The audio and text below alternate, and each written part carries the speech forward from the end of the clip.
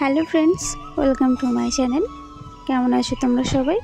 আশা করছি সবাই খুব ভালো আছো এবং সুস্থ আছো। আমি নন্দিতা, আমিও ভালো আছি। আজকে নতুন একটা ব্লগের সাথে তোমাদের মাঝে হাজির হলাম। আশা করি আজকের ব্লগটা তোমাদের প্রত্যেকের ভালো লাগবে।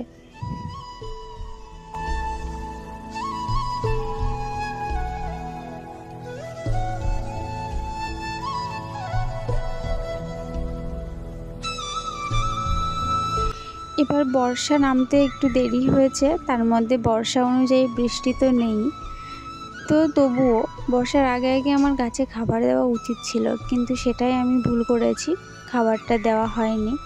তাই আর কি গাছে ফুলগুলো না কমে এসেছে। তো বৃষ্টির জলেই চলছে আর কি, একটা দুটো করে ফুল দিচ্ছে। তো যাই হোক, আমি ছাদে এসেছি এক পাক মতো।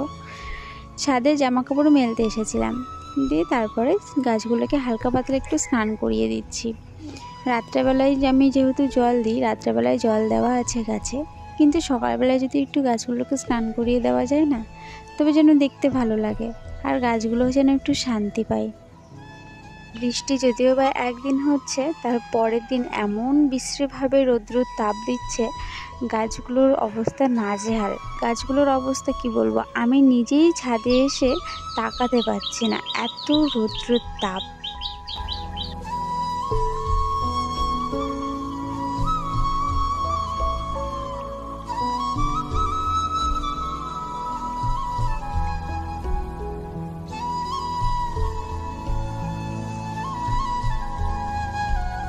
ছাদের মোটামুটি সকালের এইটুকু টাইমটাই পাই।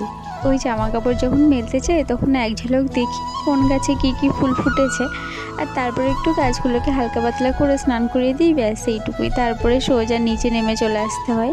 ছেলেকে ঘুম থেকে তোলানো, তার ব্রাশ করানো, খাইয়ে দাইয়ে পড়তে বসানো।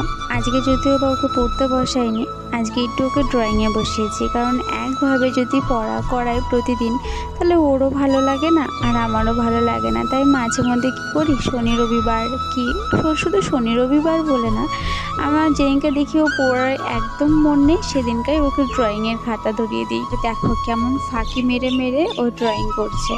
গোল করতে পারে না বলে ও হচ্ছে এই গোলগুলোর সাহায্যে গোল করে নিচ্ছে, তারপরে ও ড্রয়িং করছে। যদিও বা ড্রয়িংয়ের মাথা মুন্ডু কিছু নেই, তবুও আমি সকালবেলার টাইমটা না একদম পুরোপুরি ওকে ফাঁকা রাখি না। সকালবেলার টাইমে কিছু না কিছু দিয়ে ওকে ব্যস্ত করে রাখি।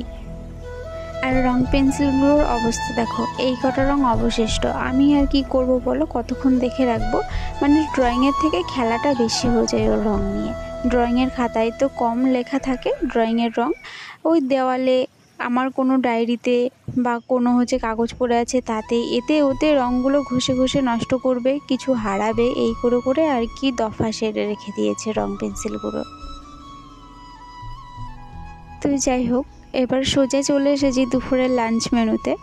ওকে পড়াশোনা করিয়ে একটু সকাল সকালই রান্না চাপিয়ে দিয়েছি, কারণ আজকে রান্না করেছি আলু উচ্ছের চচ্চড়ি, ভেন্ডি চচ্চড়ি, বরবটি ভাজা, ডাল, আমের চাটনি, ডিম ভাজা।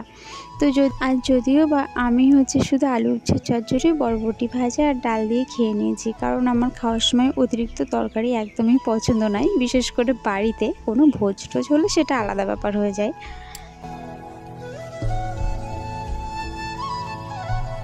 তারপর খাওয়া দাওয়ার পরে ছেলেকে ঘুম পাড়াতে গিয়ে নিজেও ঘুমিয়ে গেছিলাম। হঠাৎ করে ঘুম ভাঙাতে বেশ উপকারী হলো। কিছুদিন ধরেই কি হচ্ছে, যেই দুপুরবেলায় ছেলেকে ঘুম পাড়াতে যাচ্ছি অমনি আমি ঘুমিয়ে পড়ছি, আর ঘুমিয়ে পড়লে একদম ঘুম থেকে উঠি একদম সন্ধ্যাবেলা, এত পরিমাণে ঘুম বেড়েছে। আর সকালবেলায় উঠতেও বেশ লেট হয়ে যাচ্ছে, 7টা 7:30। তোমরাই বলো, এত ঘুম হলে কি আর হয়? ছেলের পড়াশোনা তো টকে উঠবে নাকি? হাতে যে গাছটা দেখছো, এটা একটা দেশি নয়নতারা ফুলের গাছ, যেটাকে আমি কিছুদিন আগে কাটাই ছাঁটাই করে দিয়েছিলাম। আর কাটাই ছাঁটাই করার পরে এত সুন্দরভাবে ঝাঁকড়া হয়েছে। তবে ভেবেছিলাম কাটাই ছাঁটাই করার পরে এই যে নতুন নতুন কুচি কুচি পাতা বেরোবে, সেগুলোকে পিঞ্চিং করে করে গাছটাকে ঝাঁকড়া করব। ও মা, পাতা বেরোনোর আগে দেখছি কুড়ি নিয়ে হাজির। তো যাই হোক, মায়াই ধরে আর কাটিনি, ফুলগুলো বেশ সুন্দর হয়েছে। তো সেই জন্যই আর কি বেশ কিছুদিন ধরেই ভাবছি যে নয়নতারা গাছের শেপগুলো নষ্ট হয়ে যাচ্ছে, বৃষ্টির জলের মধ্যে তো খুব একটা ভালো ফুল দিচ্ছে না এমনিতেই, তার মধ্যে ডালগুলো সব ঠ্যাং ঠ্যাঙে লম্বা হয়ে যাচ্ছে। বীজ হতে শুরু করে দিয়েছে। তো কাটাই ছাটাই করব সেটা আর হচ্ছে না। তো যাই হোক, আজকে যখন সময় হয়েছে, সুযোগ হয়েছে, আজকে গাছগুলোকে কাটাই ছাটাই করে গোড়ার মাটিগুলো হালকা করে খুঁড়ে হালকা করে খাবার দিয়ে দেব। তারপরে গাছগুলো যখন ঝাঁকড়া হবে তখন এর থেকে ফুল নিলে গাছগুলো দেখতেও সুন্দর লাগবে আর ফুল তো অনেক হবে।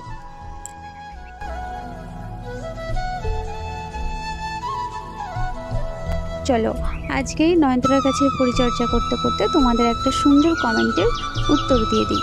আমাকে একটা বন্ধু জিজ্ঞাসা করেছো যে বোন, তুমি হচ্ছে এই যে ভিডিওগুলোতে গান সেট করো বা ব্যাকগ্রাউন্ড যে মিউজিকগুলো দাও, সেই মিউজিকগুলোতে কপিরাইট হয় না? অবশ্যই হয়, মাঝে মাঝে হয়। আমি যেহেতু গান ইউটিউব থেকেই নিই, ভিমেটের মাধ্যমে আমি গান ডাউনলোড করে নিই, যে গানটা ভালো লাগে সেই গানটা আমি ডাউনলোড করে নিই। তবে হ্যাঁ, দেখি সেটা কপিরাইট ফ্রি নাকি। যদি আমার কোনো গান ভালো লেগে থাকে, সেই গানে যদি কপিরাইট থাকে, তবুও আমি সেই গানটা ডাউনলোড করে আমি আমার ভিডিওতে কিন্তু ইউজ করি। তাতে কোনোটাই কপিরাইট হয়, কোনোটাই কপিরাইট হয় না। কপিরাইট হচ্ছে কোনো নির্দিষ্ট মালিকের মিউজিক। সেই মিউজিকটা যখন আমরা নিজেদের ভিডিওতে ব্যবহার করি, তখন আমাদের সেই ভিডিওটায় কপিরাইট চলে আসে। শুধু একটুখানির জন্য, ওই মিউজিকটার জন্য ভিডিওটার পুরোপুরি অধিকার আমরা পাই না। খাটনি করে তুমি ভিডিও বানাচ্ছ, খাটনি করে তুমি ভয়েস দিচ্ছ, খাটনি করে এডিটিং করছো, সব কিছু তোমার, কিন্তু শুধুমাত্র মিউজিকটা কপিরাইট থাকায় সেই ভিডিওটা তোমার আর একার থাকছে না। ভিডিওটার যে ইনকাম, সেই ইনকামটা সেই মিউজিক মালিক আর তোমার মধ্যে শেয়ার হয়ে যাবে। আবার কোনো ক্ষেত্রে হয়তো তুমি এই ভিডিওটার উপরে যে ইনকাম, তার কোনো অংশ তুমি কিছুই পাবে না, মানে এরকম একটা ব্যাপার আর কি। তবে হ্যাঁ, চ্যানেলের কোনো ক্ষতি হয় না কপিরাইট থাকলে। তবে ক্ষতি কখন হয়? যখন তুমি এই কপিরাইট মানে ব্যাপারটা নিয়ে যদি জলঘোলা করতে চাও, কোনো অ্যাপ্লিকেশন জমা দিতে চাও, বা নালিশ করতে চাও, তখন কিন্তু যদি কোনো ভুল প্রমাণ হয়, তখন তোমার চ্যানেলে কপিরাইট স্ট্রাইক চলে আসে। আর কপিরাইট স্ট্রাইক আসা মানে, পরপর 3টে আসা মানে তোমার চ্যানেল পুরোপুরি ডিলিট হয়ে যাওয়া বা চ্যানেল পুরোপুরি শেষ করে দেওয়া, মানে এটাই যা। তাই যদিও বা কোনো ভিডিওতে কপিরাইট চলে আসে, সেটা নিয়ে বেশি মাথা ঘামানো নাই ভালো। কারণ আমরা তো ঠিকঠাক জায়গায় ঠিকঠাকভাবে নালিশ জানাতে পারবো না। আর সেটা যখন পারবো না, তাহলে তাই নিয়ে আমাদের মাথা ঘামানোর কোনো প্রয়োজন নেই। যদি মাথা না ঘামায়, তাহলে আমাদের চ্যানেলের কোনো ক্ষতি হবে না। আমি যতটুকু জানি ততটুকুই তোমাদের সাথে শেয়ার করলাম। তবুও যদি কোনো প্রশ্ন হয়ে থাকে, তাহলে তোমরা টেক ভিডিও দেখে নিতে পারো। আর যদি এই কপিরাইট ব্যাপারে কেউ কিছু জেনে থাকো, তাহলে আমাকে কমেন্টে লিখে জানাতে পারো।